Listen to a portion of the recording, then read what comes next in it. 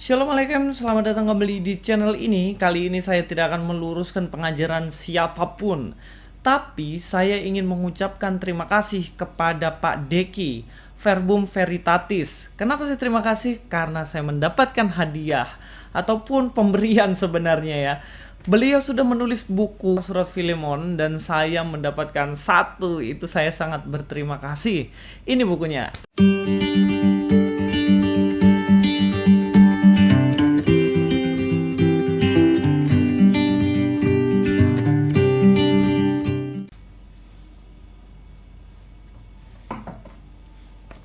Nah, ini guys. Surat Filemon. Yang pertama, desain bukunya sangat bagus banget. Jangan lihat buku dari covernya guys. Cover bagus belum tentu isinya bagus. Tetapi saya mau mengatakan bahwa isi buku ini sangat-sangatlah bagus. Kenapa? Yang pertama, muatan di dalam buku ini sangatlah lengkap guys. Kenapa saya katakan lengkap? Iya, karena dalam buku ini ada 3 hal penting yang termuat di dalamnya.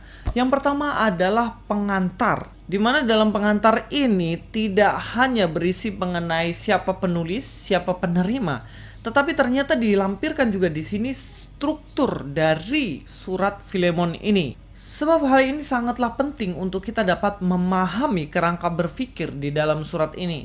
Saya ambil contoh struktur retorika guys. Di dalam halaman 42 dikatakan di situ, analisis retorika mengarahkan kita untuk fokus pada seni persuasi yang tercantum pada teks. Pada konteks yang lebih luas, analisa retorika memperlihatkan bahwa surat-surat Paulus termasuk surat Filemon adalah dokumen-dokumen yang memiliki seni sastrawi dan kandungan argumentasi persuasi logis.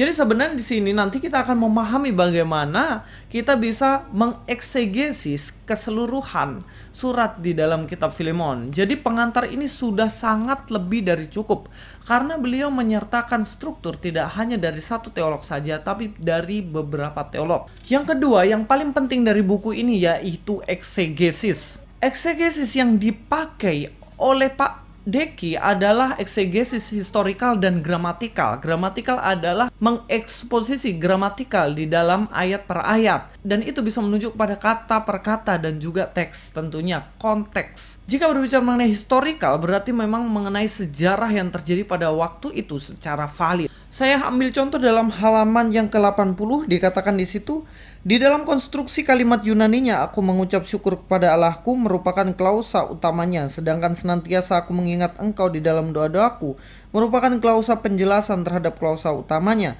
Kata Eukaristo, orang pertama tunggal, yang berarti aku mengucap syukur, penting untuk mengingatkan kita kembali bahwa meskipun Timotius disertakan pada klausa mengenai pengirim surat ayat 1, namun Paulus sendiri yang bertanggung jawab atas seluruh isi surat ini. Pak Deki menggunakan eksegesis gramatikal dan juga eksegesis historikal pada saat yang sama.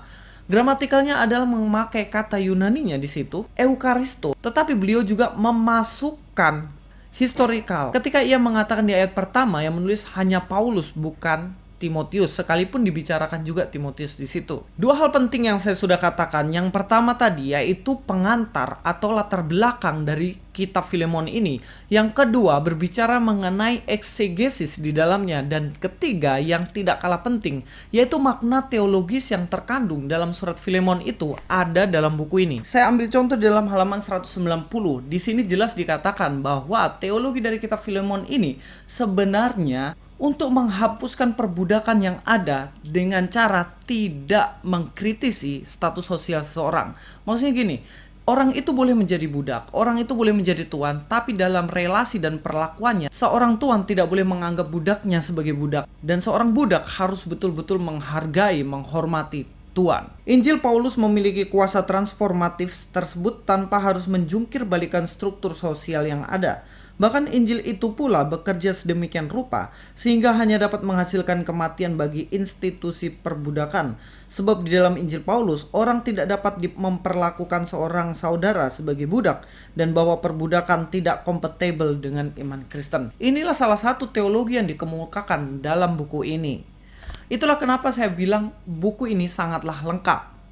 Dan ada bonus satu lagi yang tidak kalah pentingnya, yaitu Onesimus dan Filemon dalam tradisi gereja. Di sini kita akan tahu dari tulisan-tulisan orang yang sejamannya mengenai apa yang terjadi dengan Onesimus dan Filemon. Tapi intinya buku ini sangatlah komplit dan lengkap guys. Karena kalau saya bahas isi keseluruhan dari buku ini, maka saya nanti akan dimarahin banyak orang sebab saya spoiler.